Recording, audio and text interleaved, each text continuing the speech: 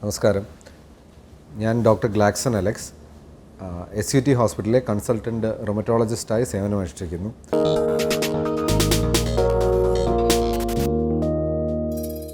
Rheumatology വിഭാഗത്തിൽ പ്രധാനമായി വരുന്നത് ഓട്ടോ ഇമ്മ്യൂൺ റൊമാറ്റിക് ഡിസീസസ് ആണ്. അതായത് നമ്മുടെ രോഗപ്രതിരോധ സംവിധാനം നമുക്കെതിരെ തന്നെ തിരിയുന്ന ഓട്ടോ ഇമ്മ്യൂൺ ഡിസീസ് മൂലമുണ്ടാകുന്ന ആർത്രൈറ്റിസ് ആണ് ഇതിൽ പ്രധാനമായി വരുന്നത്. ഇതിൽ സർവ്വപ്രധാനമായ അസുഖമാണ് ആമവാദം അഥവാ റുമറ്റോയിഡ് ആർത്രൈറ്റിസ്. ഏറ്റവും കൂടുതൽ കണ്ടുവരുന്ന ഒരു ഓട്ടോ ഇമ്മ്യൂൺ റൊമാറ്റിക് ഡിസീസാണ് ആമവാദം. നമുക്കിത് എന്തൊക്കെയാണ് ഇതിൻ്റെ രോഗലക്ഷണങ്ങൾ എന്ന് പരിശോധിക്കാം.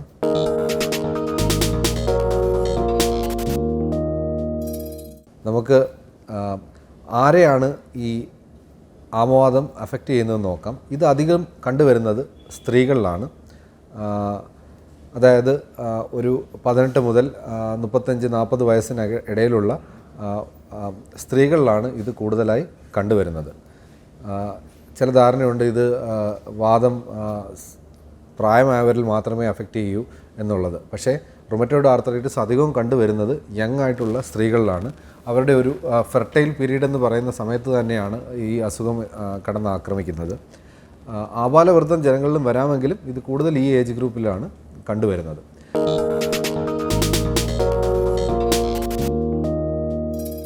ആമവാദത്തിന് പ്രധാനമായി ഉള്ള രോഗലക്ഷണം ആർത്രൈറ്റിസ് തന്നെയാണ്. ആർത്രൈറ്റിസ് എന്നാൽ സന്ധികൾക്കുണ്ടാകുന്ന വേദനയും നീർക്കെട്ടുമാണ്. സന്ധി എന്താണെന്ന് പറയാം. സന്ധി എന്ന് പറഞ്ഞാൽ രണ്ട് എല്ലുകൾ തമ്മിൽ കൂടിച്ചേരുന്ന ഭാഗത്തെയാണ് നമ്മൾ സന്ധി എന്ന് പറയുന്നത്. ഈ സന്ധിക്ക് അഥവാ ജോയിൻറ്റിനുണ്ടാകുന്ന നീർക്കെട്ടിനെയും വേദനയാണ് ആർത്രൈറ്റിസ് എന്ന് വിശേഷിപ്പിക്കുന്നത്. അപ്പോൾ ആമവാദത്തിലുള്ള സർവ്വപ്രധാനമായ ഒരു ലക്ഷണം സന്ധികൾക്കുണ്ടാകുന്ന വേദനയും നീർക്കെട്ടുമാണ്. രോഗികൾക്കിത് എങ്ങനെയാണ് അനുഭവപ്പെടുന്നത്?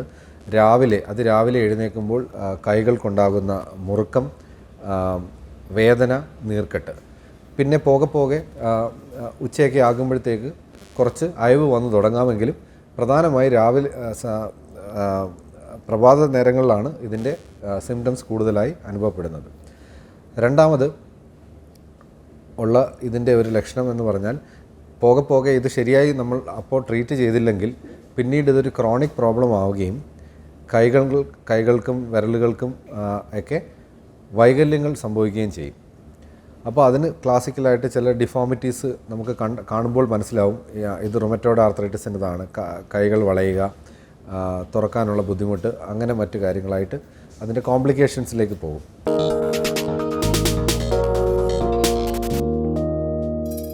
ഒരു റുമറ്റോളജിസ്റ്റിൻ്റെ ക്ലിനിക്കൽ ഡയഗ്നോസിസ് തന്നെയാണ് 90% ഒരു റുമറ്റോയിഡ് ആർത്രൈറ്റിസ് കണ്ടുപിടിക്കാൻ അഥവാ ആമവാദം കണ്ടുപിടിക്കാൻ ആവശ്യമായി വരുന്നത്. യൂഷ്വലി ആമവാദം എല്ലാ ജോയിൻസിനെയും ഒരുപോലെ അഫക്റ്റ് ചെയ്യും, ഇടതും വലതും. സിമെട്രിക്കൽ എന്ന് പറയും. സിമെട്രിക്കൽ ആർത്രൈറ്റിസ് ഈ വിരലിൽ വന്നാൽ ഈ വിരലിലും വരും. യൂഷ്വലി 90%. ചില കേസുകളിൽ ഒറ്റപ്പെട്ട 1-2 ജോയിൻ്റായിട്ട് അനുഭവപ്പെടാമെങ്കിലും യൂഷ്വലി ഒരേപോലെയാണ് ഈ വാദം സന്ധികളെ അഫക്റ്റ് ചെയ്യുന്നത്. പിന്നെ ചിലപ്പോൾ നമുക്ക് എക്സ്റേ വേണ്ടി വരാം. ഈ റേഡിയോളജിക്കൽ ചേഞ്ചസ്, ബോണിലുണ്ടാകുന്ന ചേഞ്ചസ്, ബോൺ പൊടിയുകയോ ഇറോഷൻസ് മുതലായവ കണ്ടുപിടിക്കാൻ എക്സ്റേ ഡയഗ്നോസിസിന് സഹായമായി വരും. ബ്ലഡ് ടെസ്റ്റുകൾ മിക്ക കേസുകളിലും ESRഉം CRP മുതലായ ഇൻഫ്ലമേഷൻ്റെ മാർക്കേഴ്സ് കൂടുതലായിരിക്കും. പിന്നെ പ്രധാനമായി ഇതിനുപയോഗിക്കുന്നത് റുമറ്റോയിഡ് ഫാക്ടർ എന്ന ബ്ലഡ് ടെസ്റ്റാണ്. ഇപ്പോൾ പുതിയതായി CCP എന്ന് പറഞ്ഞ ആൻറ്റിബോഡി ടെസ്റ്റും ഇതിന് സഹായമാകും രോഗനിർണയം നടത്താൻ. അപ്പം ഒരു രോഗി വരുമ്പോൾ ഇത് ഒരു ക്ലിനിക്കൽ ഡയഗ്നോസിസിനോടൊപ്പം ഈ ബ്ലഡ് ടെസ്റ്റുകളും എക്സ്റേകളും ചിലപ്പം ആവശ്യമായി വരാം ശരിയായ രോഗനിർണയത്തിന്.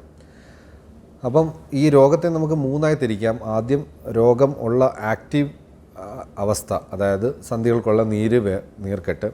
പിന്നെ രണ്ടാമത് ഇതിൻ്റെ കോംപ്ലിക്കേഷൻസ്. അപ്പം ഇത് ജോയിൻറ്റിൽ മാത്രം ഒതുങ്ങി നിൽക്കുന്ന ഒരു വാദമല്ല പണ്ട് വിചാരിച്ചിരുന്ന പോലെ. ഇത് ചിലപ്പോൾ ചില ആന്തരിക അവയവങ്ങളെയും നമുക്ക് ബാധിക്കുന്നതായിട്ട് കാണാം.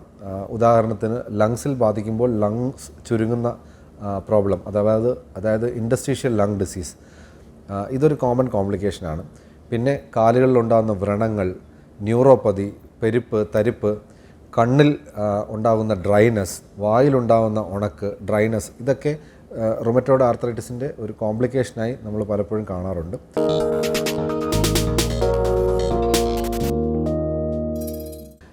വളരെ എഫക്റ്റീവായ ട്രീറ്റ്മെൻറ്റ് കഴിഞ്ഞ ഒരു 2 ദശകങ്ങളായി റുമറ്റോയ്ഡ് ആർത്രൈറ്റിസിന് നമ്മൾക്ക് അവൈലബിൾ ആയിട്ടുണ്ട്. പണ്ട് ഉപയോഗിച്ചിരുന്ന പോലെ സ്റ്റിറോയിഡും പെയിൻ കില്ലേഴ്സും ഒന്നും ഇപ്പം ഇതിന് ആവശ്യം ഇല്ലയെന്ന് തന്നെ പറയാം. അല്ലെങ്കിൽ വളരെ മിനിമം ഉപയോഗം മാത്രമേ ഇപ്പോൾ റുമറ്റോയ്ഡ് ആർത്രൈറ്റിസിന് ഈ മരുന്നുകളുടെ ഇതിലുള്ളൂ. അപ്പം ഇതിന് ഉപയോഗിക്കുന്ന മരുന്നുകളെ disease modifying anti rheumatic drugs എന്നാണ് പറയുന്നത്, അഥവാ ഡിമാർട്സ്. ഇതിൽ പ്രധാനമായ മരുന്നുകളാണ് ഹൈഡ്രോക്സി ക്ലോറോക്വിൻ, മീത്തോട്രിക്സേറ്റ്, സൾഫസാലസിൻ, ലെഫ്ലൂണമൈഡ് മുതലായവ. ഇത് ഒരു റുമറ്റോളജിസ്റ്റിൻ്റെ നിർദ്ദേശപ്രകാരം അവർ പറയുന്ന രീതിയിൽ അതിൻ്റെ ഡോസ് ആനുപാതികമായി കൂട്ടുകയോ കുറയ്ക്കുകയോ ഒക്കെ വേണം. അപ്പം നമ്മൾ പ്രധാനമായി മനസ്സിലാക്കേണ്ടത് ഇത് ഒരു ലോങ് ടേം ട്രീറ്റ്മെൻറ്റ് വേണ്ട ഒരു അസുഖമാണ്. എന്നാൽ മാത്രമേ നമുക്ക് ചില അവസരങ്ങളിൽ ഈ മരുന്ന് നിർത്താൻ പറ്റൂ.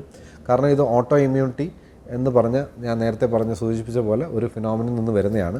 നമ്മളപ്പം ഈ വഴി തലതിരിഞ്ഞ ഇമ്മ്യൂൺ സെൽസിനെ കുറച്ച് കാലം നേർവഴിക്ക് നടത്തിയാൽ മാത്രമേ ഇത് ജോയിൻറ്റുകളെയും മറ്റും അറ്റാക്ക് ചെയ്യുന്നതും അവയവങ്ങളെ അഫക്റ്റ് ചെയ്യുന്നതും ഒക്കെ നമുക്കത് കൺട്രോൾ ചെയ്യാൻ പറ്റുള്ളൂ. അപ്പം മരുന്ന് കഴിച്ച് കൺട്രോൾ ആയതിനു ശേഷം ഒരു കാരണവശാലും മരുന്ന് നിർത്തി പോകാൻ പാടില്ല. അതൊരു റുമറ്റോളജിസ്റ്റിൻ്റെ നിർദ്ദേശപ്രകാരം സാവധാനം ടേപ്പർ ചെയ്യുകയാണ് ചെയ്യുന്നത്. ഒരു ഏർലി ആർത്രൈറ്റിസ്, നമ്മൾ തുടക്ക ഭാഗങ്ങൾ ഒരു 3 മാസം 6 മാസത്തിനുള്ള ആർത്രൈറ്റിസിൽ ഒക്കെ തന്നെ ആരംഭ ഘട്ടത്തിൽ തന്നെ നമ്മൾ ചികിത്സ ആരംഭിച്ചാൽ ഒരു 60% കേസുകളിൽ നമുക്ക് മരുന്ന് പോകെ നിർത്താനോ അല്ലെങ്കിൽ ഒരു ചെറിയ മരുന്നിൽ മെയിൻറ്റെയിൻ ചെയ്യാനോ പറ്റും.